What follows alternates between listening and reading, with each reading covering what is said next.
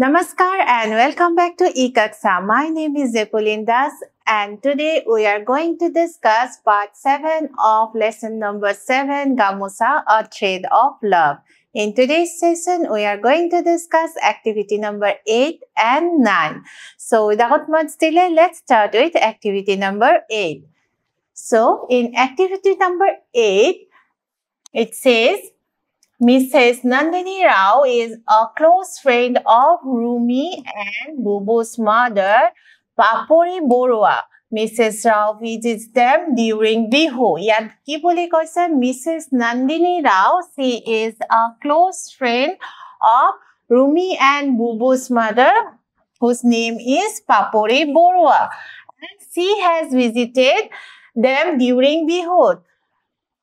তেওঁ এবাৰ বিহুৰ সময়ত ৰুমি আৰু ববুহঁতৰ ঘৰলৈ ফুৰিবলৈ আহিছিলে She loves to eat bihu delicacies, especially til pitha. আৰু তেওঁ আহি বিহুৰ সময়ত বিহু যিখিনি খাদ্য সম্ভাৰ সেইখিনি খাবলৈ পাইছিলে আৰু খুব পছন্দ কৰিছিলে স্পেশালি কি তিল পিঠা খাবলৈ তেওঁ খুব ভাল পালে This time she has not been able to visit them during bihu আৰু এই বছৰ বিহুৰ সময়ত তেওঁ অসমলৈ আহিবলৈ নোৱাৰিলে So she calls Mrs. Borua to wish her on Bihu আৰু সেইভাবে তেওঁ Mrs. Borua মানে পাপৰি বৰুৱা ৰুমি আৰু বুবুৰ মা তেওঁ ফোন কৰিলে কল কৰিলে to wish her on Bihu বিহুৰ সময়ত তেওঁ শুভেচ্ছা যাচিবলৈ She also asked her the recipe of til pitha আৰু তেওঁ Mrs. Papuri Borua তিল পিঠা খাবলৈ যেহেতু খুব ভাল পাইছিলে তিল পিঠাৰ ৰেচিপি ৰন্ধন পদ্ধতি তিল পিঠা কেনেকৈ প্ৰস্তুত কৰা হয় ৰেচিপি মানে ৰন্ধন পদ্ধতি বিষয়ে সুধিলে Mrs. Borua tells Mrs. Rao how to make til pitha over phone এতিয়া Mrs. Borua Mrs. Rao ফোনতে তিল পিঠানো কেনেকৈ প্ৰস্তুত কৰা হয় তাৰ সম্পূৰ্ণ ৰেচিপিটো ফোনতে কৈ দিলে Okay Listen to the telephonic conversation. Ita teoloke jeta phonot kotha patise ita tumalokok ki boli koise listen to the telephonic conversation between Mrs. Rao and Mrs. Borua about the process of making til pitha. Itia til pitha bonwa randhon poddhoti tu jikhini phonot Mrs. Borua Mrs. Rao koi ase tumalokok listen huniboloi koise Now choose the correct options and underline the sentences given below. So, yar pisat, hunar pisat, yar tumalokok pasta sentence dise and you can see there are two options. Aru tumalokok correct option to choose koribo koise. Aru hetu underline koribo koise. So that means this is a listening activity. So you have to listen the conversation between Mrs. Borua and Mrs. Rao very carefully and after that you have to answer this question. Okay, so let's listen this telephonic conversation. So I will read it out and you listen it very carefully. Okay, so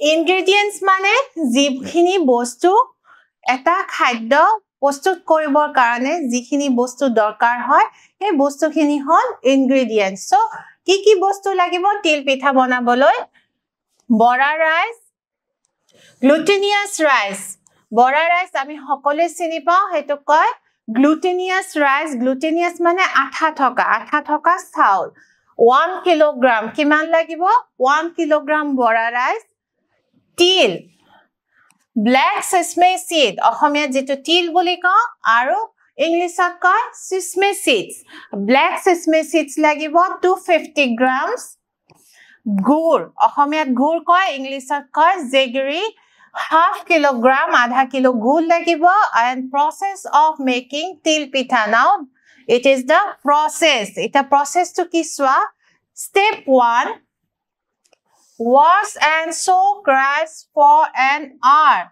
চাউলখিনি ভালকৈ ধুব কৈছে আৰু তাৰ পিছত চাউলখিনি পানীত 1 ঘণ্টাৰ কাৰণে তিয়াই থব কৈছে strain rice and spread it out on a paper তাৰ পিছত পানীখিনি অজৰাই লব কৈছে পানীখিনি পেলাই দিব কৈছে আৰু তিয়াই থোৱা চাউলখিনি এখন পেপাৰত স্প্ৰেড কৰি বহলাই লবলৈ কোৱা হৈছে let it dry slightly আৰু পানীখিনি অকমান শুকাব বেছিকৈ নহয় অকমান slightly শুকাবলৈ দিবলৈ কৈছে now step 2 grind rice to a very fine powder and then save it তাৰ পিছত হেই তিয়াই থোৱা চাউলখিনি গ্ৰাইণ্ড কৰিব কৈছে গুৰি কৰিব কৈছে to a fine powder খুব মিহিকৈ গুৰি কৰিব কৈছে আৰু save it মানে চালি লব কৈছে চালনীৰে ভালকৈ চালি লব কৈছে step 3 is press the rice powder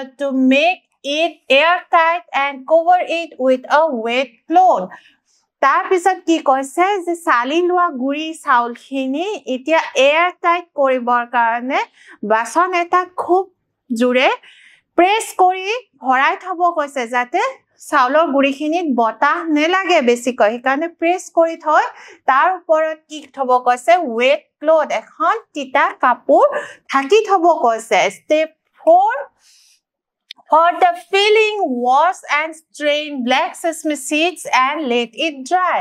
এতিয়া পিঠাৰ ভিতৰত যেটো ফিলিং যেটো পুৰ দিব লাগিব তাৰ কাৰণে black sesame seeds যিখিনি তিল আছে সেইখিনি ভালকৈ ধুই লব কৈছে আৰু let it dry আৰু সেইখিনি শুকাবলৈ দিবলৈ কৈছে then step 5 is roast the sesame seeds in a pan until it gives out a nutty fragrance তাৰপিছত শুকোৱা তিলখিনি এটা কেৰাহী এটা চৰুত এটা পেনত লৈ ভাজিবলৈ কৈছে ভাজিবলৈ মানে হেতু হেকিবলৈ কৈছে until it gives out a nutty fragrance আৰু তিল ভজা যেটো এটা nutty fragrance মানে গন্ধ সুগন্ধ এটা যেতিয়ালৈকে তিল ভজা সুগন্ধ এটা যেতিয়ালৈকে নুলাই তেতিয়ালৈ হেখিনি ভাজিবলৈ কৈছে cross grind the sesame seed আৰু sesame seed খিনি coarsely grind কৰিব কৈছে তাৰ মানে খুব fine powder খুব মিহিকৈ গুৰি কৰিব নেলাগে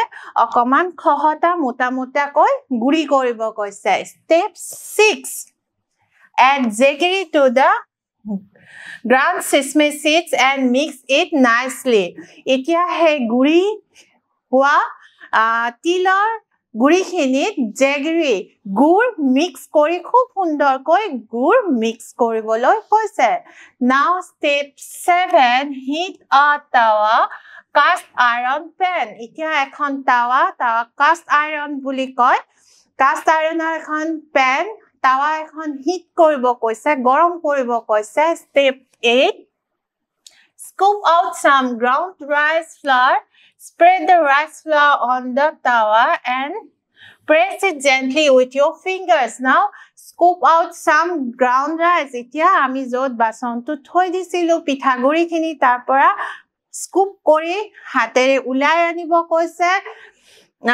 পিঠাগুৰি আৰু হে গৰম হোৱা তাখনৰ ওপৰত দি কি কৰিব কৈছে স্প্ৰেড কৰি দিব কৈছে spread the rice flour on the tawa তাখনত rice flour পিঠাগুৰিখিনি স্প্ৰেড কৰি দি then press it gently with fingers আৰু আঙুলিৰে লাহেকৈ press চেপি দিবলৈ কৈছে the rice flour will gradually take the form of a rounded sheet আৰু যেতিয়া হাতেৰে ঘুৰাই আমি গুৰিখিনি স্প্ৰেড কৰি দিম তাৰ ওপৰত then the rice flour তাৱাৰ হিটত কি হ'ব হেখিনি আঠা লাগি ধৰি হে ৰাইচ ফ্লাৱাৰ খিনি এটা ৰাউন্ড এটা ঘুৰণিয়া শীট এখন ঘুৰণিয়া আকাৰ গ্ৰহণ কৰিব put some sesame filling on it আৰু আমি ইতিমধ্যে যিখিনি তিলৰ গুৰি আৰু গুৰ মিলাই যিখিনি ফিলিং আমি ৰেডি কৰি থৈছিলো তাৰ ভিতৰত দিব কোৱা হৈছে roll the sheet and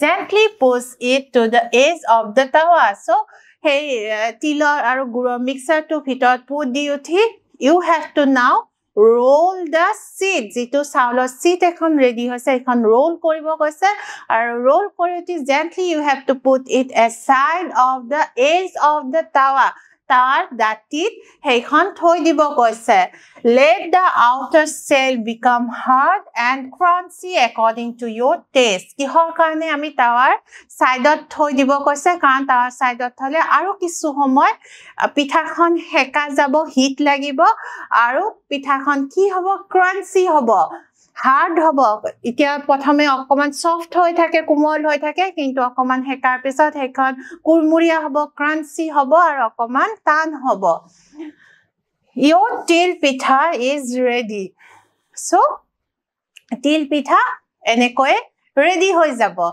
okay so tumaloke huna pala je kenekoy til pitha bonwa hoy itia ahasun amar Zikita question hodise statement zikita koise sentence zi option dise itia ami sao ami kiman dur buji palo okay so number 1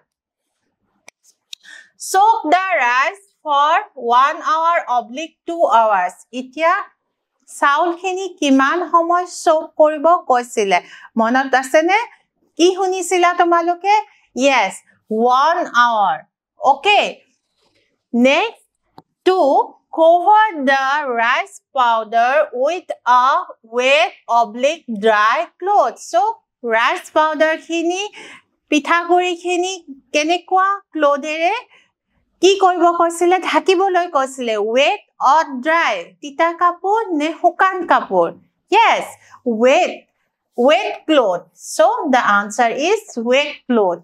Number 3, coarse grind the sesame seeds oblique rice mota koi til khini guri koribo dia hoisile ne saul khini guri koriboloi dia hoisile saul khini amak fine powder hisabe khub mihi koi guri koribo disile monot pore ne aru guri kori tar pisot salibo disile aru til khini sesame seeds khini he amak mota koi ki koribo disile guri koribo disile okay number 4 is add jaggery to the rice powder oblique sesame seeds powder itia jaggery mane ki asil yes gur khini kod add koribo koisile rice powder at ne sesame seed powder at pithaguri khini ne tilor guri khini yes sesame seed powder to make the filling okay now Number 5, spread the ground rice flour on a paper oblique tawa.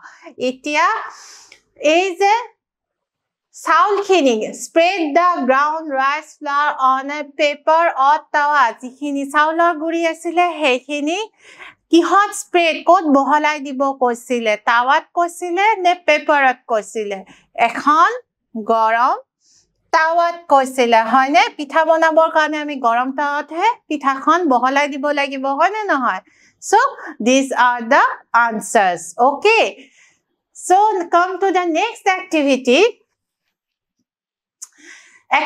number 9a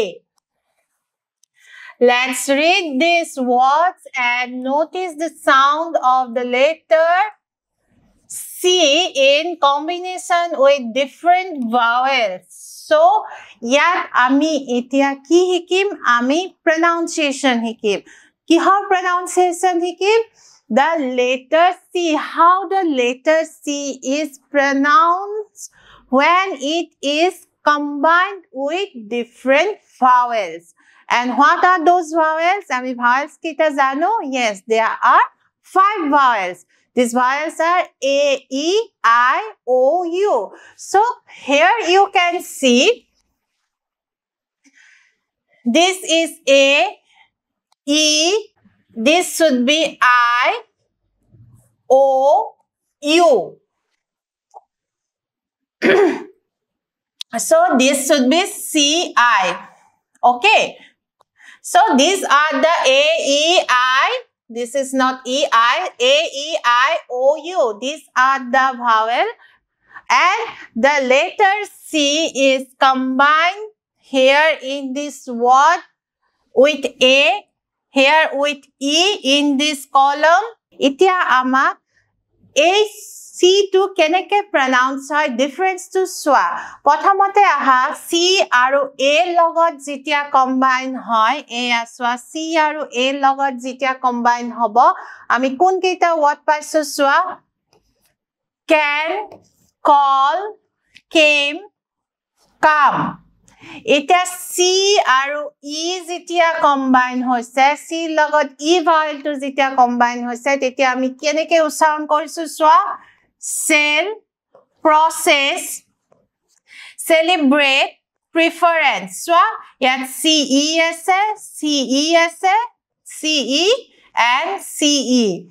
Aro A bilakot, ami yate C to ki buli koisu, yate CA ase, ami can buli koisu, yat CE ase, ami sell buli koisu. Difference tumaloke mon korisane. Here C is pronounced as ka, can, but here C is pronounced as sa, sell. Now, when we combine with CI, the vowel with the vowel I, CI, city, circle, excite, delicious. Again, here also C is pronounced as sa. Now, C with O, come, cover, welcome, encourage. Again, when C is combined with the vowel O, we are pronouncing it as ka. C with U. Okay, cure, cute, cursor, curious. Again, here also we are pronouncing it as ka. That means if you notice here with CA, C is pronounced as ka, like the letter K, ka, okay? C with E, we pronounce as sa, like the letter S, sha. C with I also we pronounce as sha. City, shell. Again, C with O, we pronounce it as ka, come, cover, okay? And C with U also, we pronounce it as ka, cure, cute, culture. Tar mane ami ki palo? A duta E aru I logot C log lagile sa ucharon hoy baki A O aru U logot C log lagile ka sound hoy aru hei kotha khinie tumalukor bookot tolpine likhi dise ya ki likhi dise swa the letter C in the words of box 1, box 4 and box 5 are pronounced like the letter K. In kangaroo, kudos, etc. Tamane box 1, box 4 and box 5. Box 1, box 4 and box 5. A box keitat ken nisina as in kangaroo or kudos ken nisina pronounce hoise. Tar pisat ki buli koise again the letter C in the words of box 2 and box 3 are pronounced as the letter S as in shell, seen, simple, etc. So, baki ei duta box 2 aru box 3 ei duta short nisina pronounce hoise jitia E aru I logot jog hoise. Teneke kenekwa ucharon hoy S-on nisina sa sound, shell, seen, simple, etc. So we can say that generally when the letter C is followed by A, O, U, it is pronounced as ka, and when the letter C is followed by E and I, it is pronounced as sa. So ekdom simple. পাঁচটা vowel আছে এই পাঁচটা ভাৱেলৰ ভিতৰত সি যেতিয়া ই আৰু আই লগত একেলগে combine হৈ থাকে তেতিয়া আমি স প্ৰনাউন্স কৰিম আৰু ও এ ও আৰু ইউ এই তিনটাৰ লগত যেতিয়া সি কম্বাইন হৈ থাকে তেতিয়া আমি ক প্ৰনাউন্স কৰিম ওকে ভেৰি সিম্পল এতিয়া আমাক কি কৈছে সোৱা activity number 9b listen to your teacher saying the following two words from the lesson so yat lessoner পৰা দুটা word দিয়া আছে আৰু তোমালোকক এতিয়া তোমালোকৰ টিচাৰে এই word দুটা কেনেকৈ pronounce কৰিছে মনোযোগেৰে শুনিব কৈছে আৰু তোমালোকে carefully শুনা concern delicacies আকৌ এবাৰ কৈছো concern delicacies তাৰ পিছত কি কৈছে সোৱা 9c find out more such words and say them aloud এতিয়া এনেকুৱা আৰু শব্দ বিচাৰিব কৈছে আৰু হেবোৰ ডাঙৰকৈ মুখেৰে উচ্চাৰণ কৰিব কৈছে এটা হেনেকুৱা শব্দ মানে কেনেকুৱা শব্দ এই শব্দ কেইটাৰ স্পেশালিটি কি মন কৰিবা এই শব্দ দুটা শব্দতে দুবাৰকৈ সি ইউজ হৈছে হয়নে this is c ইয়াতো c আছে ইয়াতো c আছে কিন্তু every time এটা শব্দতে c বেলেগ বেলেগ ভাৱেলৰ লগত ইউজ হোৱাৰ কাৰণে দুটা c এটা ওয়াৰ্ডতে pronunciation বেলেগ বেলেগ হৈছে ইয়াত c টো কাৰ লগত আছে o লগত আছে আৰু ইয়াত c টো e লগত আছে আৰু আমি যেটো ৰুল পাইছিলো হে ৰুলটো কি আছিল c কাৰ লগত কোনবোৰ ভাৱেলৰ লগত একেলগে থাকিলে a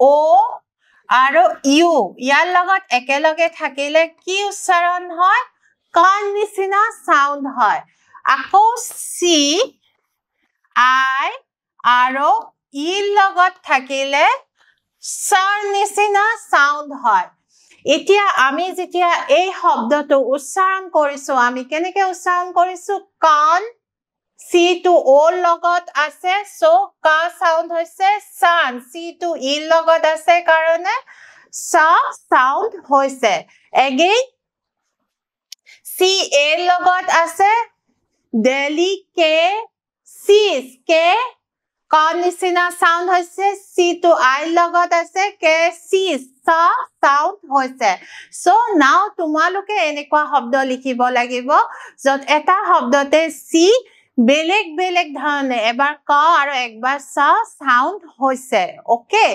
সো মই তোমালোকক কেইটামান তেনেকুৱা word ইয়াত লিখি দিছো the first word is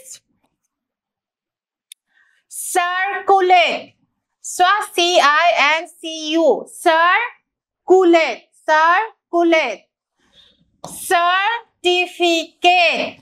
certificate circus success ka aru sa দুটা বেলেগকৈ উচ্চাৰণ হৈছে ইয়াত UC আছে আৰু ইয়াত CE আছে accept accident ইয়াত প্ৰত্যেকটো শব্দতে C এবাৰ I বা E লগত বহিছে একবাৰ A O বা U লগত বহিছে আৰু এবাৰ এটা শব্দতে C ক আৰু এবাৰ সা হিচাপে pronounce হৈছে ওকে সো এইখিনি আজি আমাৰ সেশনটোত আমি আজি ডিসকাস কৰিব লগিয়া আছিল we will discuss the other activity in the next part till then take care and have a nice day